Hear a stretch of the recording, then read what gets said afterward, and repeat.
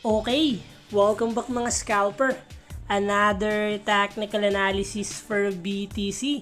And wag na nga nating patagalin pa.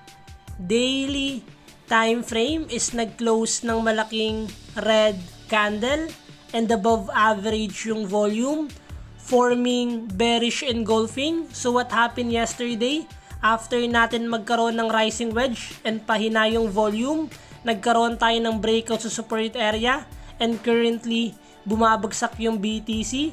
Kung makikita natin sa market structure niya, meron tayong higher low, and currently if may sasalo sa support area natin, possible magkaroon tayo ng uptrend momentum the moment na basagin niya yung resistance area.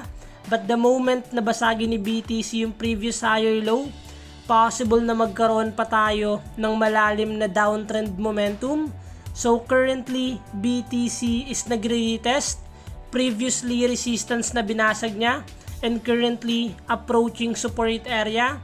So we will always wait na lang kung magkakaroon ba tayo ng volume para sumalo sa support area, breaking the trendline resistance. And the moment naman napasukan tayo ng selling pressure and ma-reject sa resistance area natin, possible na mag-continue pa yung downtrend momentum.